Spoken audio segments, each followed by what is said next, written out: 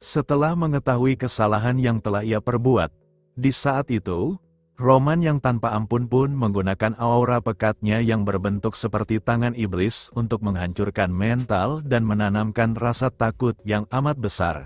Sehingga, Baron Karten pun langsung jatuh bersujud dan meminta maaf kepada Roman Dimitri, karena ulahnya tersebut yang seharusnya mengikuti protokol yang sesuai untuk menjadi sebagai seorang utusan.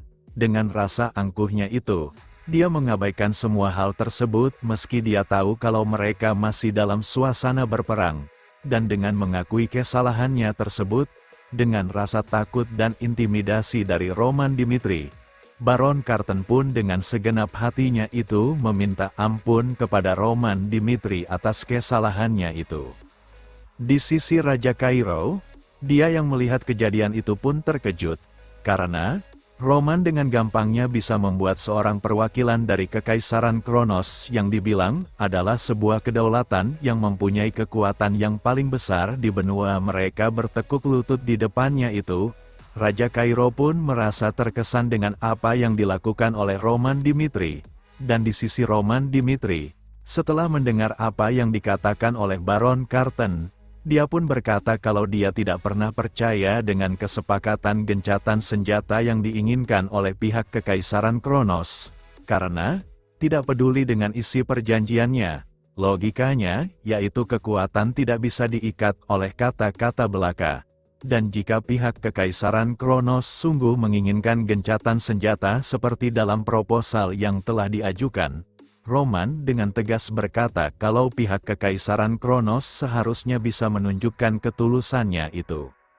Baron Karten yang mendengar itu pun bertanya apa maksud dari perkataan Roman tersebut, dan Roman pun berkata kembali, jika pihak Kekaisaran Kronos ingin proposal gencatan senjata tersebut bisa terrealisasi, pihak Kekaisaran Kronos harus mengganti rugi atas peperangan sebesar 500.000 koin emas. Namun, Baron Karten yang berpikir kalau ajuan Roman tersebut terlalu berlebihan. Dia berkata kepada Roman kalau hal tersebut sangatlah tidak masuk di akal. Namun, dengan tatapan dinginnya itu, Roman berkata kalau itu adalah hal yang sepadan. Karena, warga sipil yang tak bersalah telah tewas dalam peperangan mereka. Dengan fakta tersebut, negara harus membuktikan kepada para warganya bahwa kematian anggota keluarga mereka itu tidaklah sia-sia. Dan jika pihak Kekaisaran Kronos menolak persyaratan yang diajukan oleh Roman tersebut, Roman dengan tegas berkata kepada Baron Karten, kalau dia benar-benar siap berperang kembali dengan Kekaisaran Kronos. Dan dengan mendengar ucapan Roman tersebut, Baron Karten pun mempertanyakan, apakah Roman Dimitri dan aliansi kerajaannya telah mengecualikan kerajaan Odelia dalam kesepakatan tersebut?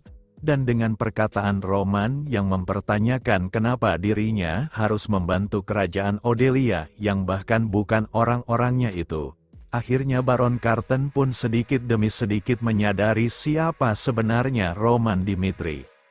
Setelah kembali dari misinya sebagai utusan dari kekaisarannya, Baron Karten pun menyampaikan semua hal yang terjadi dari pertemuan tersebut kepada kaisarnya itu, dan Baron Karten sambil bersujud memberikan hormat kepada kaisarnya. Dia berkata, jika kaisarnya tidak menyetujui apa yang dituntut dari pihak Kairo dan memberikannya perintah, Baron Karten berkata kalau dia akan mengabaikan meja negosiasi dan akan menunjukkan teror kekaisaran yang sebenarnya kepada dunia. Namun, di sisi Kaisar Kekaisaran Kronos, dia yang mendengar perihal apa yang terjadi di pertemuan tersebut, dia berkata kepada Baron Karten, kalau dia yang memberikan perintah kepada Baron Karten untuk sebagai negosiator agar misinya tersebut bisa berhasil. Tapi nyatanya malah sebaliknya, dan yang membuat murka atas apa yang terjadi, bukan tuntutan arogan yang dicanangkan Roman Dimitri yang meminta 500.000 koin emas sebagai ganti rugi atas peperangan tersebut, melainkan Baron Karten lah yang telah berlutut kepada pihak aliansi kerajaan Kairo, dan karena tindakannya tersebut, kaisarnya itu berkata kalau dia merasa terhina dengan apa yang dilakukan oleh Baron Karten. Dengan kehormatannya merasa tercoreng oleh tindakan yang dilakukan oleh Baron Karten, Dia pun lalu memberikan isyarat kepada para knight-nya, dan dengan isyarat tersebut, para knight-nya pun langsung menghunuskan pedangnya kepada Baron Carlton, dan dia yang menyadari dengan apa yang akan terjadi selanjutnya kepada kelangsungan hidupnya itu, Baron Carlton pun meminta ampunan untuk yang pertama dan terakhir kalinya kepada kaisarnya itu atas apa yang telah ia lakukan di pertemuan sebagai perwakilan dari Kekaisaran Kronos. Namun, Kaisar Kekaisaran Kronos dengan tegas berkata, kalau misi gencatan senjata tersebut akan ia gunakan sebagai panggung akhir dalam penaklukan benua tersebut, dengan dalam masa depan yang ia bayangkan bagi kekaisarannya, tidak ada tempat bagi mereka yang telah menodai martabat kekaisarannya itu, dan akan mengeksekusi siapapun yang telah melakukan kesalahan tersebut. Di sisi Baron Carlton, dia yang merasa frustasi karena tidak ada ampunan lagi terhadap hidupnya itu. Dia pun lalu melampiaskan amarahnya tersebut kepada kaisarnya itu dengan berkata, kalau dia yang telah menyerahkan semua yang ia miliki terhadap Kekaisaran Kronos, bahkan merangkak seperti anjing sesuai perintah kaisarnya itu, dia pun mempertanyakan, kenapa kaisarnya itu akan membunuhnya atas apa yang telah ia dedikasikan terhadap Kekaisaran Kronos. Dan jika dirinya mati atas perintah kaisarnya itu, dia berjanji, kalau dia akan menggentayangi kaisarnya tersebut dari kematian dan akan mengutuknya. Namun, sebelum ia berkata lebih lanjut, Baron Carlton pun langsung dipenggal oleh para knight dan mati seketika. Dan di sisi Kaisar Kekaisaran Kronos, dia yang telah kembali dikontrol oleh Alexander, sambil tersenyum, dia berkata dalam hatinya, kalau dia benar-benar sangat penasaran mengenai siapa Roman Dimitri sebenarnya, dan akan menunjukkan kepada Roman, sehebat apa kekuatan Kekaisaran Kronos di benua tersebut. Setelah jiwanya kembali ke tubuh aslinya setelah menggunakan teknik terlarang, dia yang berada di atas bukit tepatnya di daerah kerajaan Odelia, setelah merafalkan mantra yang akan ia gunakan, dia pun berkata dalam hatinya, kenapa dirinya berani meninggalkan martial art dan beralih ke metode sihir? Karena menurutnya kekuatan sihir lebih dahsyat dibandingkan martial art, dan dengan skill yang bernama meteor tersebut, terlihat bola-bola batu besar turun dari langit dengan kecepatan tinggi, dan dengan gesekan dari kecepatan dari meteor dan lapisan atmosfer yang menimbulkan panas terhadap meteor tersebut, saat meteor itu menghantam wilayah kerajaan Odelia, hal tersebut pun menimbulkan ledakan yang begitu besar, sehingga kerajaan Odelia pun lenyap dengan seketika. Dan setelah berhasil menghancurkan kerajaan Odelia, Alexander pun bertanya-tanya, apakah Roman Dimitri yang menggunakan teknik martial art, bisa membumi hanguskan sebuah kerajaan hanya dengan sekali serangan? Setelah beberapa waktu berlalu setelah Kekaisaran Kronos resmi menyatakan gencatan senjata dengan Dimitri, para penduduk pun menyambut dengan sukacita atas apa yang akan ditawarkan Kekaisaran Kronos yang akan memberikan 500.000 koin emas sebagai ganti rugi peperangan.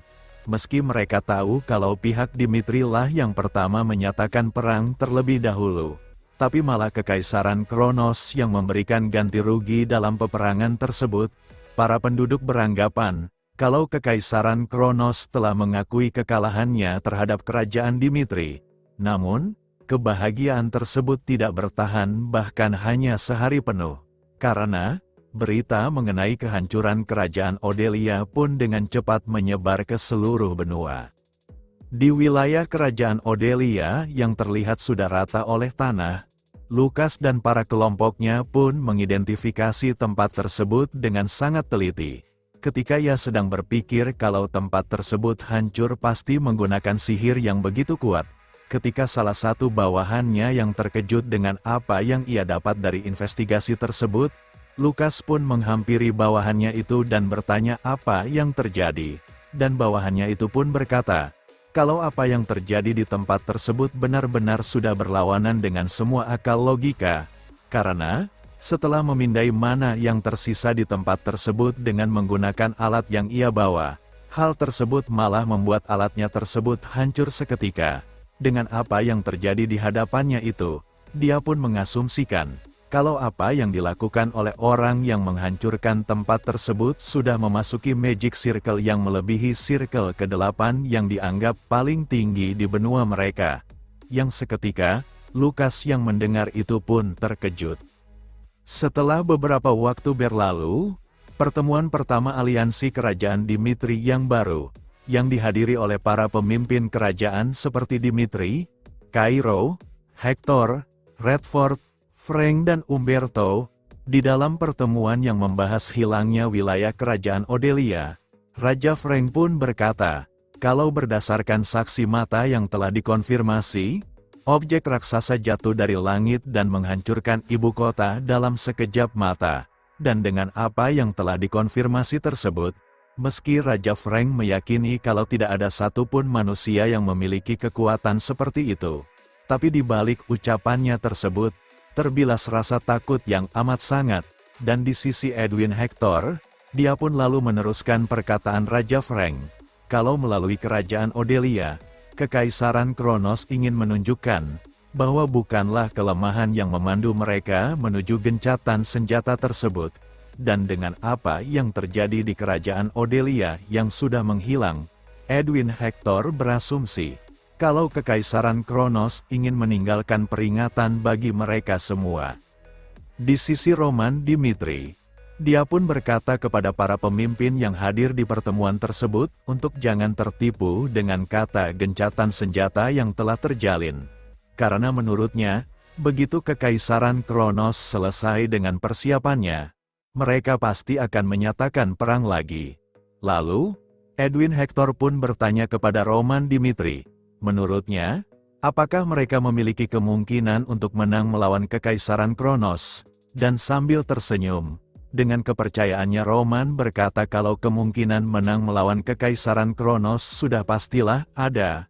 Kemudian berkata kepada setiap pemimpin wilayah yang ada di pertemuan tersebut, meski mereka berkumpul di tempat tersebut di bawah nama aliansi kerajaan yang baru, Roman berkata kalau dia tidak berniat memaksa siapapun untuk berkorban, tapi Roman meyakini kalau peperangan akan terpicu lagi cepat atau lambat, dan jika mereka memilih untuk berada di sisi Dimitri, Roman berkata kalau Dimitri tidak akan pernah mengkhianati kepercayaan mereka.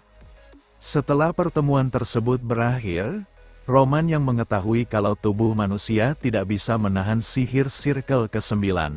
Karena begitu Circle ke-9 terbentuk di sekitar jantung seseorang, jantung tersebut pasti akan langsung meledak dari tekanan kekuatan alam yang begitu dahsyat. Dan dengan kehadiran orang yang berhasil mencapai Circle ke-9 tersebut, Roman yang berpikir kalau dia tidak akan bisa menggapai posisi tersebut meski harus mengerahkan semua kekuatannya. Namun di balik itu, pertanyaannya yang selama ini yang mengganjal di pikirannya, kenapa dia harus dilahirkan kembali di benua tersebut? Roman berpendapat kalau mungkin untuk menghadapi variabel yang tak terduga seperti yang sekarang ini terjadi, dan dengan tantangan besar yang sudah menanti di hadapannya itu, Roman dengan percaya dirinya kalau dia akan menghadapi tantangan tersebut. Next, kita lanjut di part selanjutnya. Terima kasih.